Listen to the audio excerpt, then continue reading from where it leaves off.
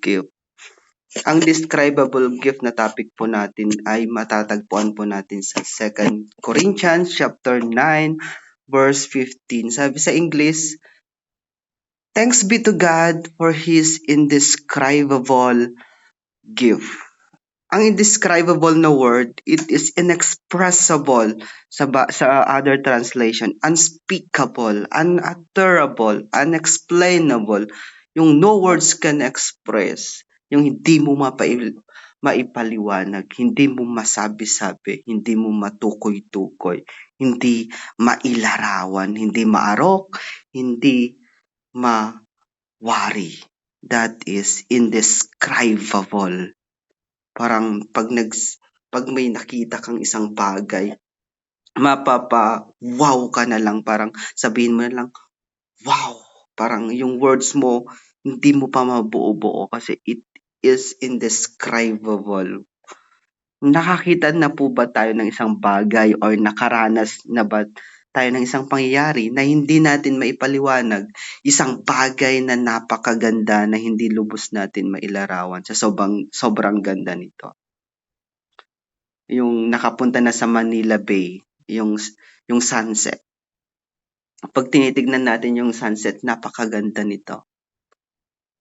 Lulubog ang araw, mag-rise, sunset, sunrise, napakagandang pagmasdan. Di mo maipaliwanag kung paano yun. May halo-halong emosyon.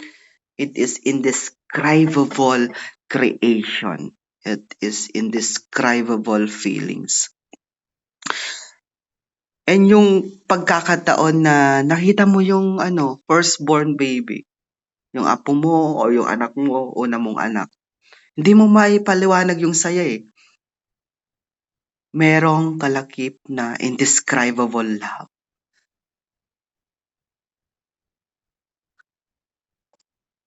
Yun yung tinatawag na indescribable, yung indescribable joy.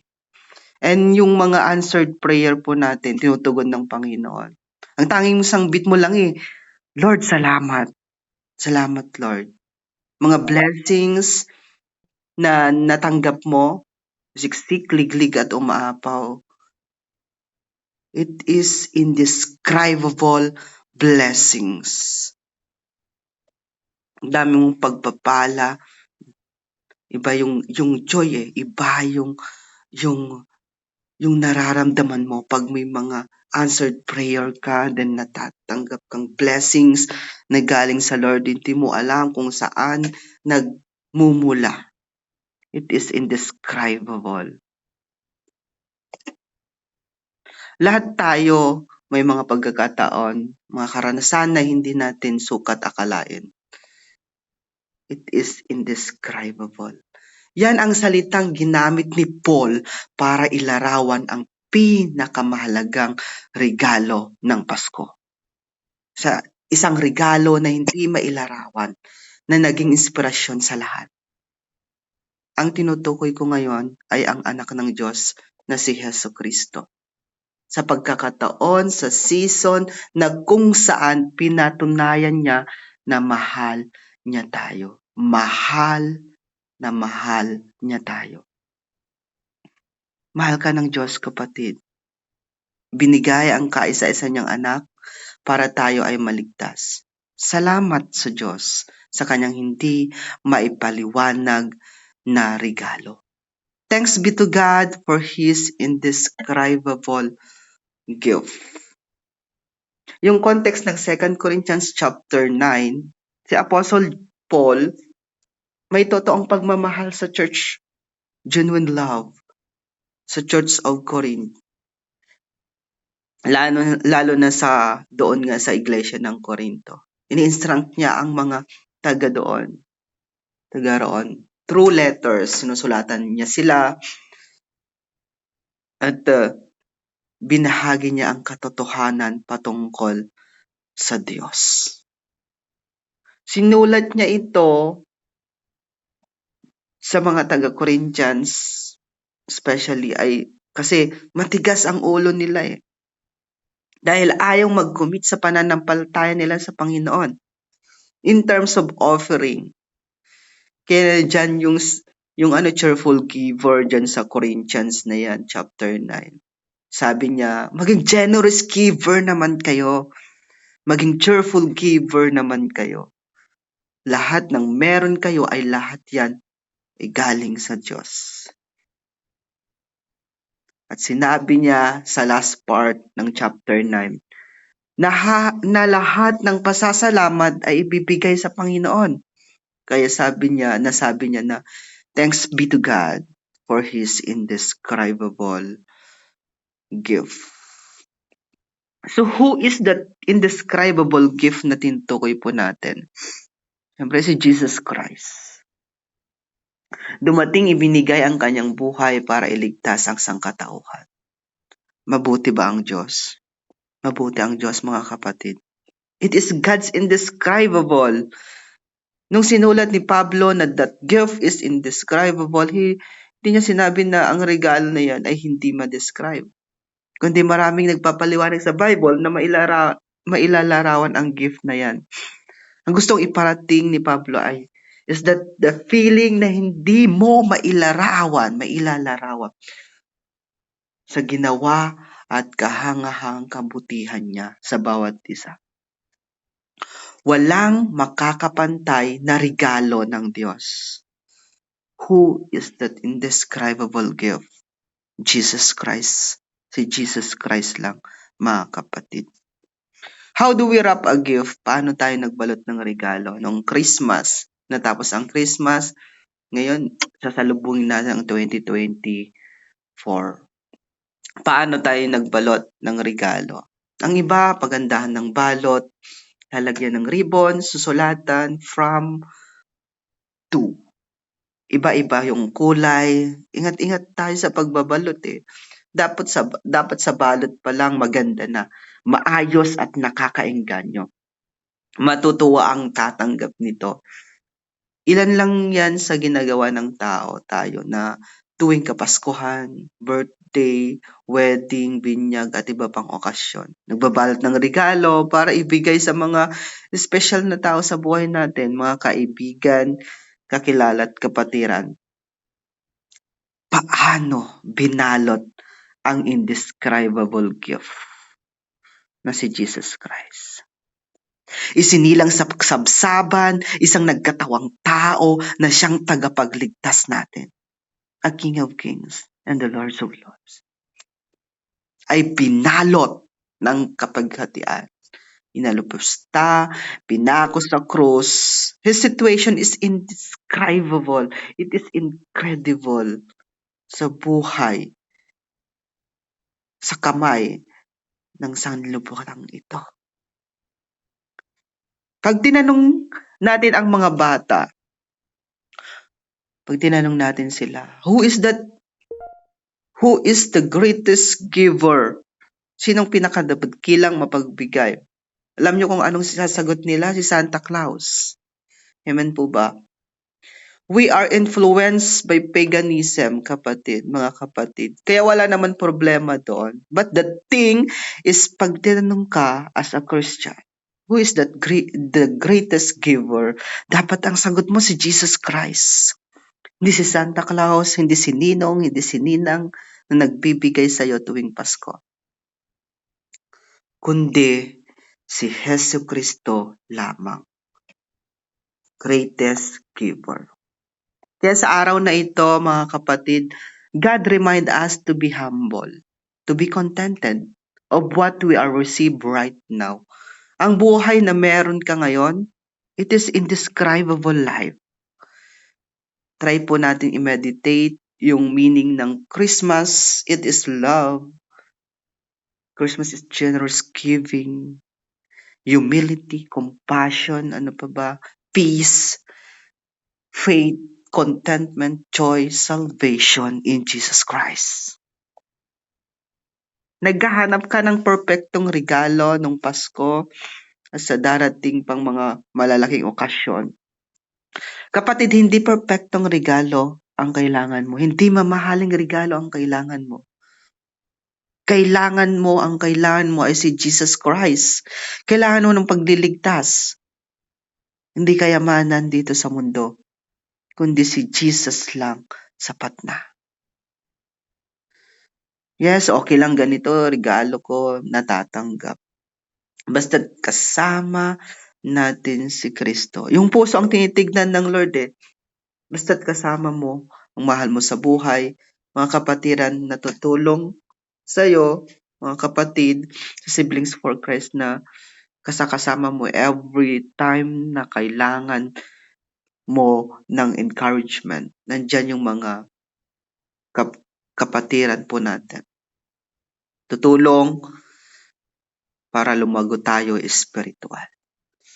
Manalangin po muna tayo. Amang banal, maraming salamat Panginoon this day, Panginoon. Salamat sa privilege, Lord God, na i-share yung mensahe mo, Panginoon, sa araw na ito. Alam ko, Panginoon, may papagawa ka, i-remind sa bawat isa, O God, i-impress, Lord Jesus, na malakaran po nila, Panginoon, ang salita na kanilang napakinggan, O God. Lord, pagpalain mo sila, Panginoon, gabayan mo sila, Panginoon. Iba-iba struggle po namin, O God. But Lord, iisang Diyos po namin. Malaki ang Diyos po namin na nagbibigay solusyon po nito.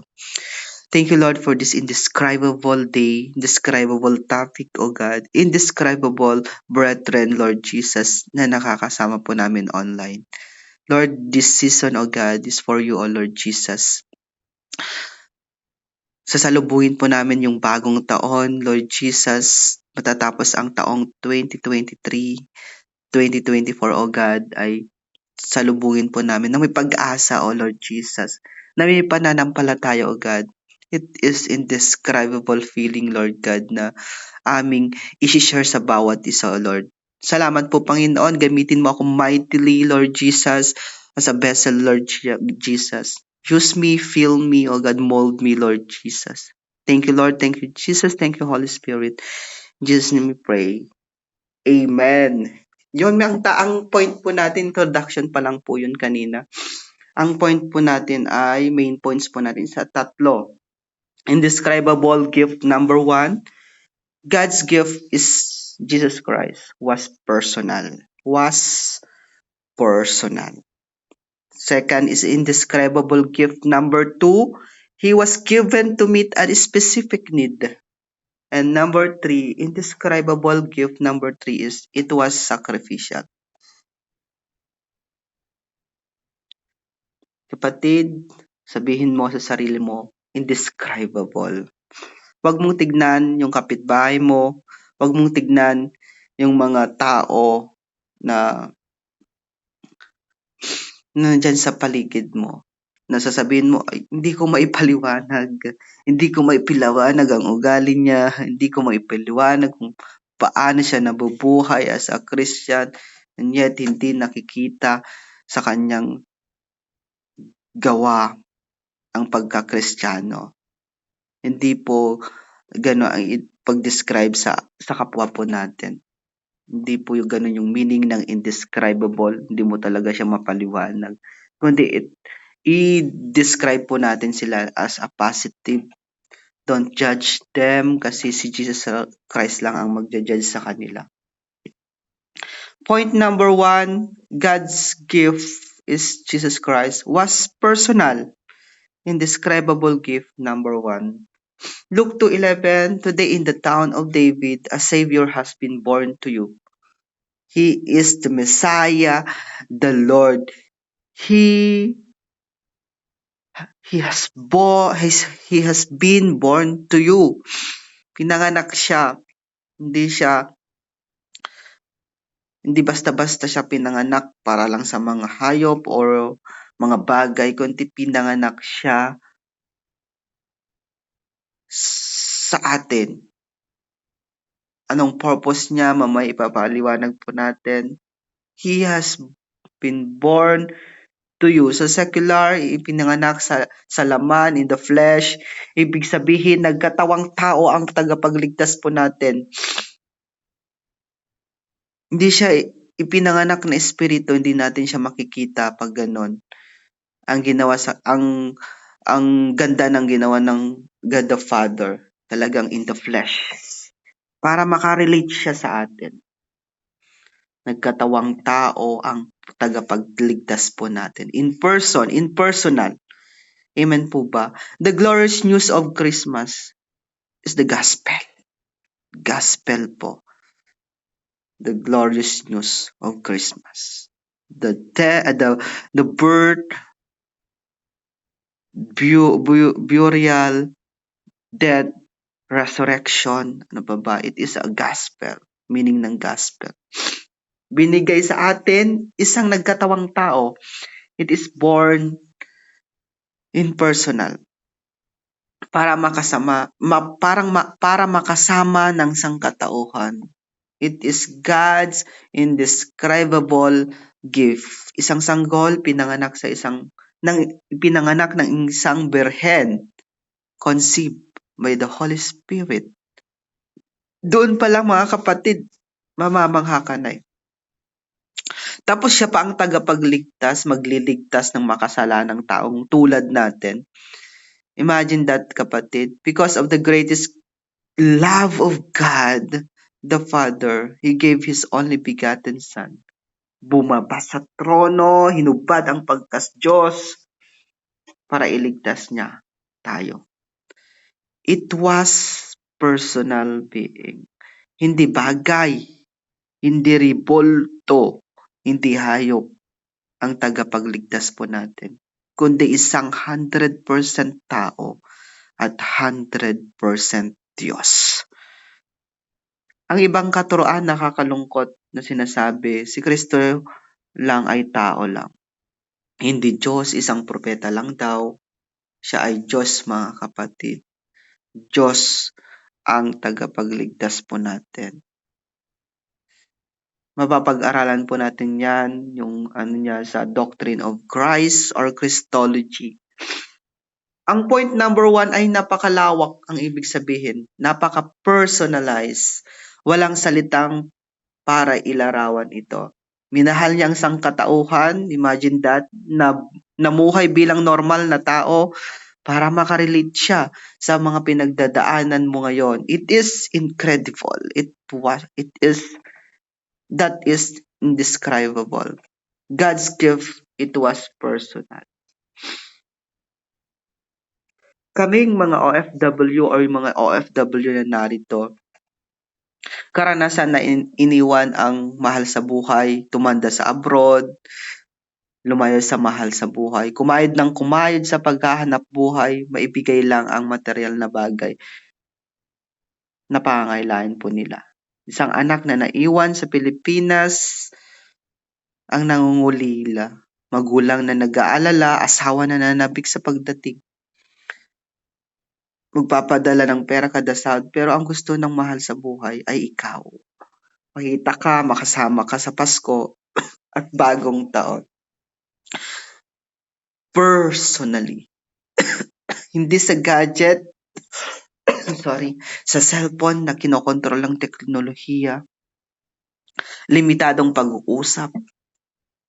At maya nawalan ng wifi, limitado. Komunikasyong may hangganan. Yan ang realidad ng mundo ngayon eh. Gusto ng Lord makita ka.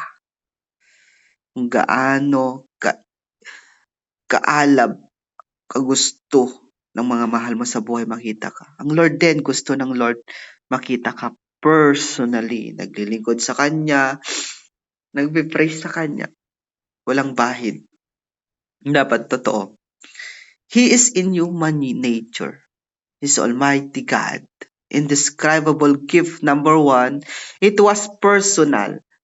Nahawakan, nakakasama, tumutugon, nakikinig sa'yo. Don't be literal sa usaping ito, mga kapatid. Indescribable gift number 1, it was personal. Number 2 po, He has given to meet a specific need. Indescribable gift number 2. Matthew chapter 1:21, she will give birth to a son, and you are to give him the name Jesus, because he will save his people from their sins. Ang basic needs natin po ay food, water, shelter, air, clothing. Ano pa ba? Yan, basta yan yung na-research ko. As a human being, yan yung basic needs po natin. Sa pagpapadala kay Jesus sa mundong ito, tinutugon ang ating tiyak na pangangailangan. Alam niya na makasalanan tayo. Alam niya na hindi ka okay ngayon. At alam niya na hindi ka pa nagpapatawad. Ang kailangan natin ay forgiveness, kapatid, kapatawaran. That is our specific need. Kailangan natin ng kapatawaran dahil tayo ay makasalanan. Kapatid, magpatawad ka na. We need Savior. Kahit si Maria ay kailangan niya ng forgiveness dahil tao lang siya at need niya din ng tagapagligtas. Kahit ginamit siya ng Panginoon, hindi siya exempted sa lahat.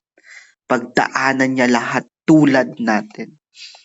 Mabuti ba ang Diyos, mga kapatid? Mabuti ang Diyos. Makasalanan tayo. Tayong lahat. Our specific need ay hindi material things. Hindi iPhone. Hindi kung anong nakaangkla sa'yo. Pinapahalagan mo. Kundi ang ating specific need ay forgiveness. Through Christ Jesus. Ngayong season na ito, natapos ang Pasko, matatapos ang taong 2023. Sasalubungin natin ang taong 2024.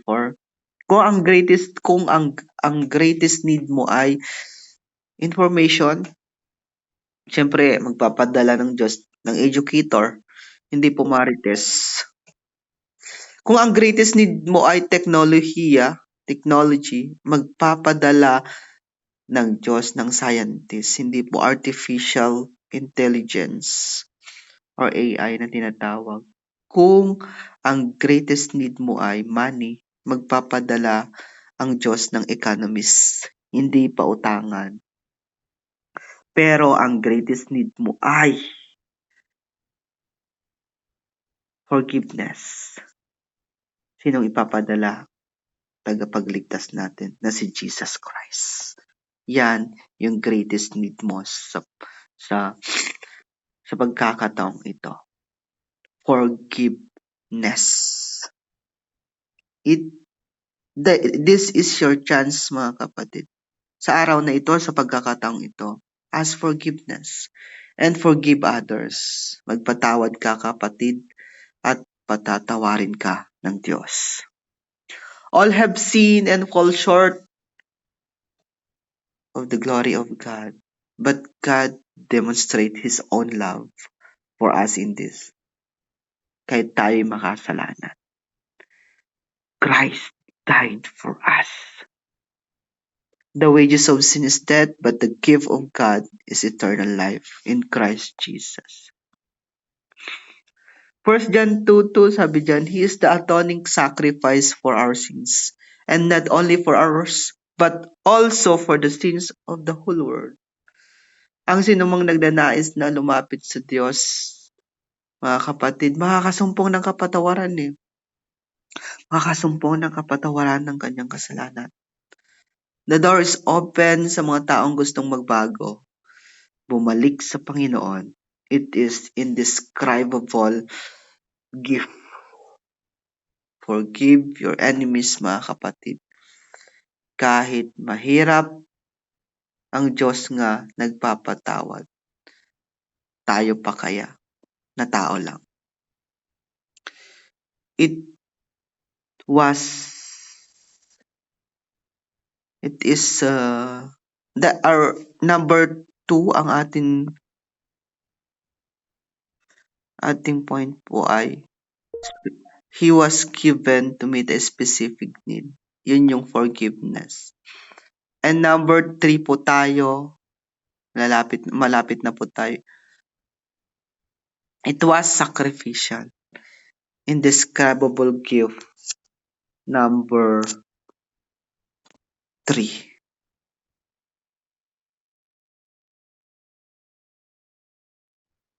John 3:16.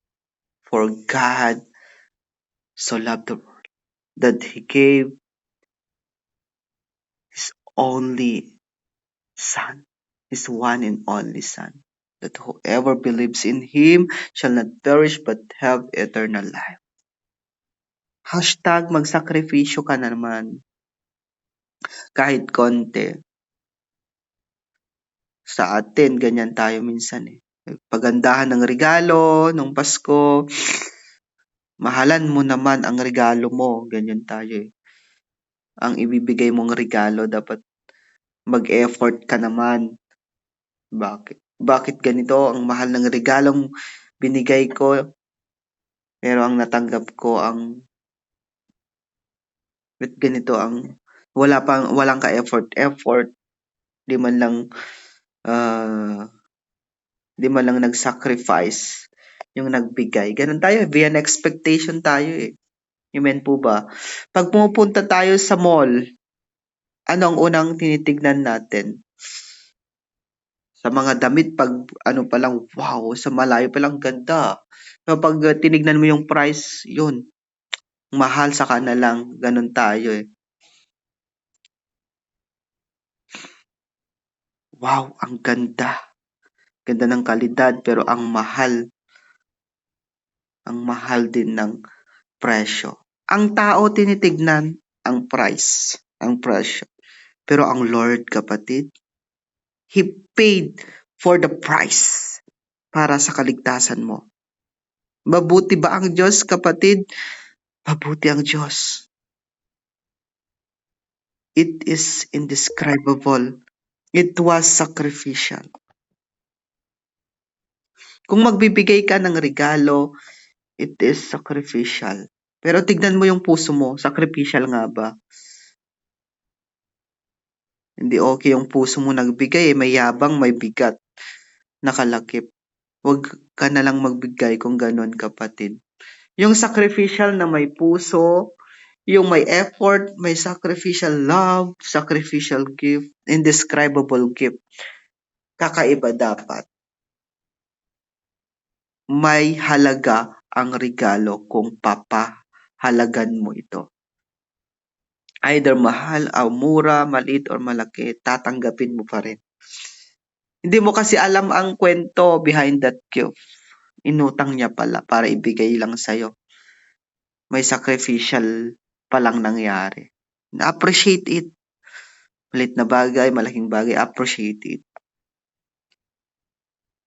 Pero sa kabila ng sacrificial giving natin sa mundo, the indescribable gift number 3, it was sacrificial. Ito ay ang greatest love of God, binigay si Jesus Christ sa atin. Nagsakripisyo sa krus ng Kalbaryo para maligtas tayo. Lahat.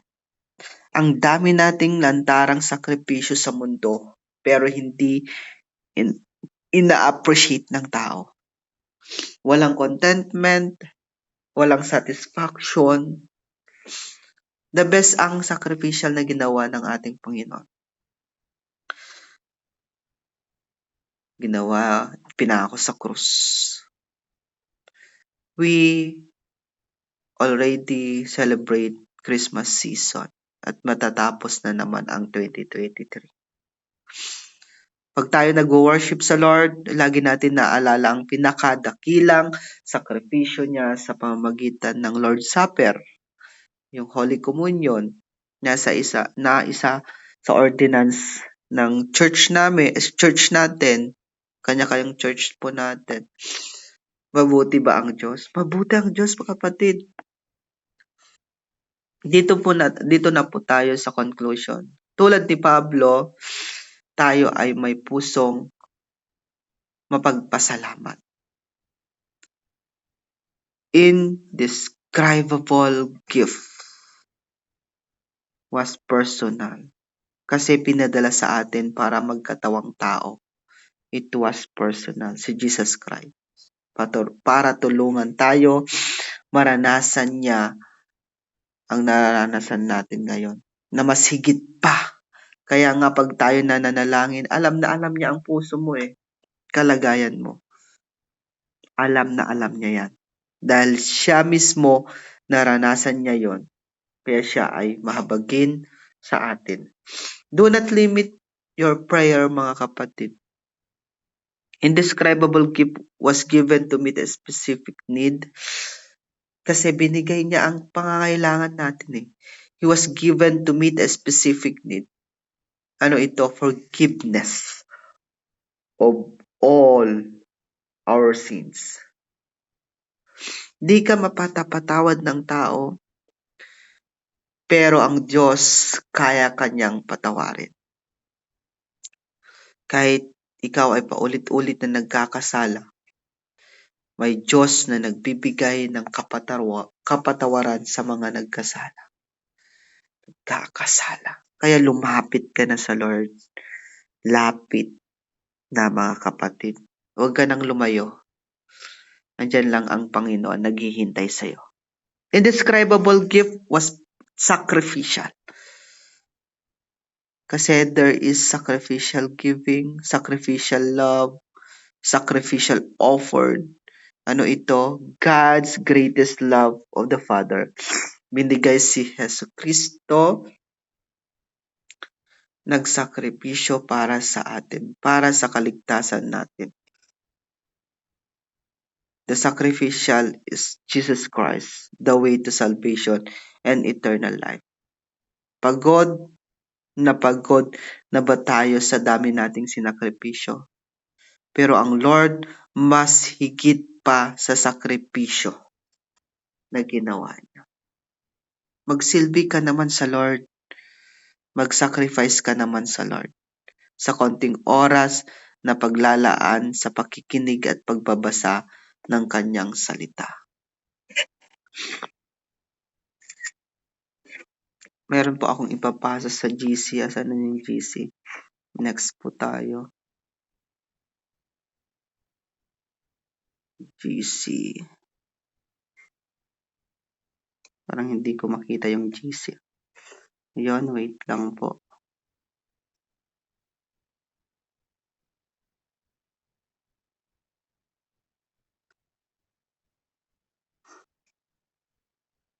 Meron akong pinasa na isang larawan. Ano po nakikita po natin dyan? Mapapasin po natin dyan, maraming regalo. Ang iba magsasabi, ang ganda, ang ganda, ang ganda. Ganda ng balot. Ganda. Iba-ibang kulay, iba-ibang shape. May malaki, may maliit. Mabigat, may magaan. Pero sa nakikita natin, di natin matutukoy kung mabigat ba yan o magaan. Sa pagde-describe po natin na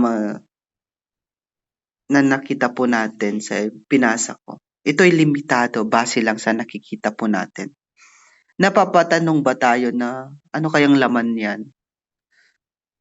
Pero sa nakikita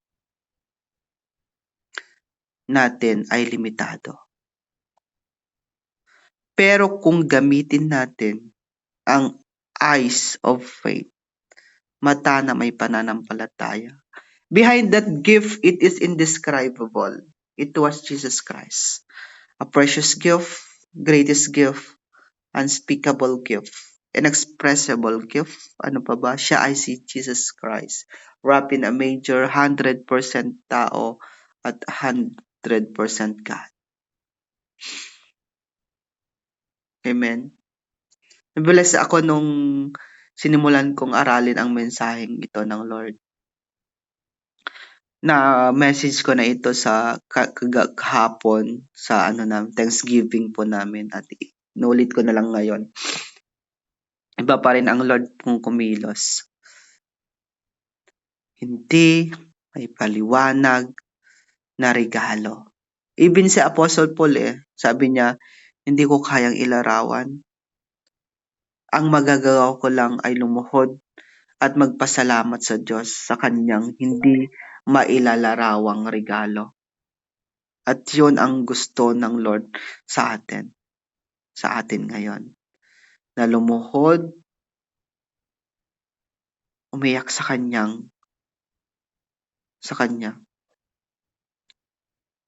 sa Kanyang binigay na indescribable gift sa atin.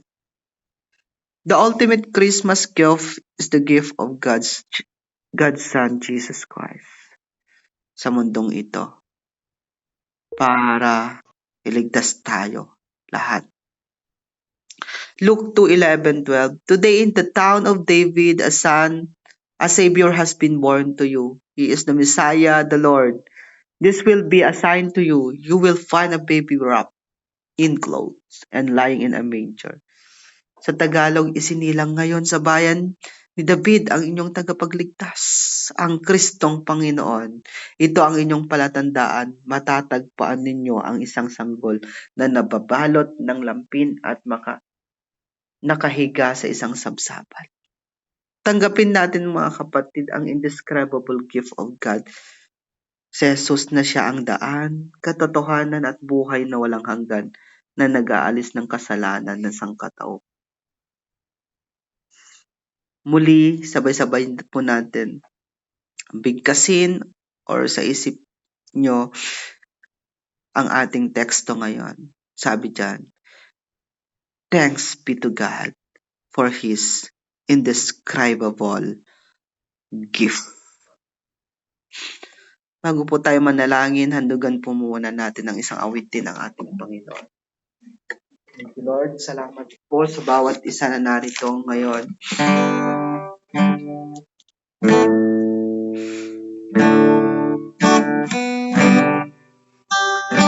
Thank you, Lord, for this indescribable experience ulit sa buhay po namin. Salamat, Panginoon, sa taong 2023, oh God. And Lord, sasalubungin po namin ang 2024 na may pag-asa, pagmamahal, at pananampalataya sa iyo. Nakapagpatawad at patuloy na naglulubog sa iyo. In every star we see, in all the songs we sing, shepherds on a hillside of goodwill and peace, the lights in every dream, and all the gifts we bring. In every part of Christmas, we'll sing our King. For He is the light, let the light shine, the star. He is the shepherd, watching over us all. And He is the peace that wise men still see. A Savior born that we might live. He is the gift, hope and joy and strength. He offers all our needs, pure and perfect blessings, all wrapped in His grace. When the lights come down, the moment disappears. But He who gave us everything was still here. For He is the light, that shines from the star. And He is the shepherd watching over us all. And He is the peace that the wise men still see. A Savior born that the way that live. He is the gift. A Savior born that the way might live. He is the gift. Manalangin po tayo. Thank you, Lord God. Ikaw ang Diyos na nag-aalis ng mga kasalanan ng sanglibutan. Ibigay ng kapatawaran, patuloy na bibigay ng provision, nagbibigay ng pag-asa sa bawat isa. Bibigay ng instruction, O Lord God, na aming lalakaran sa mundo ito. Mundo ng punong-puno ng kapaghatian. Pero Lord, laki ang Diyos po namin na nagpuwapawi ng kalungkutan, nagpuwapawi ng problema. Salamat po Panginoon sa hindi maipaliwanag na regalo, kaloob na binigay mo sa bawat isa. It is indescribable gift, O Lord God. Niligtas mo kami, patuloy na nililigtas. Salamat po Panginoon sa umagang ito, sa pagkakataong ito. Pour out the anointing power na nagagaling sa iyo, O God.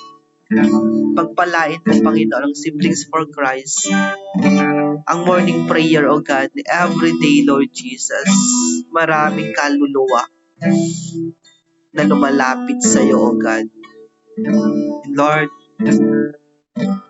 i-touch mo sila, Panginoon, to praise you, to adore you, to magnify your name, O God. Lord, ma-overcome po nila every trial, temptation, battle, spiritual, O God. Lord, the blessings, ma-unlock, Panginoon, pag sila'y maglilingkod at patuloy na nagpapatuloy sa iyo hanggang sa pagdating mo, O God. Salamat po, Panginoon, sa iyong salita, Panginoon. It is indescribable gift, O God. Hindi po namin maipaliwanag. Hindi po namin express kung gaano kabuti ka, O Diyos, sa buhay po namin. Salamat po, Panginoon. I speak blessings, O God. I speak revival in the heart, O Lord Jesus. I speak forgiveness, O God. Lord, patawad.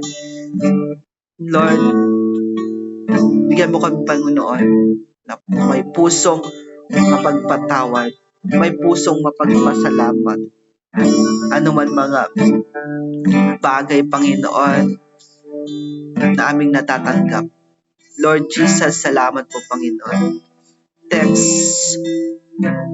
giving sa taong 2023, O God. Salamat sa buong taon, iningatan mo kami, O God. Lord, salamat po, Panginoon. Sa iyo ang kapurihan, kadakilaan, papurit, pagsamba, Lord God. Sa pangalan ni Jesus at ang lahat ng narito ngayon magsabi or mag-type ng Amen and Amen. Thank you, Lord. Salamat po sa Panginoon. Back to you. Amen, Lord. So, God po, thank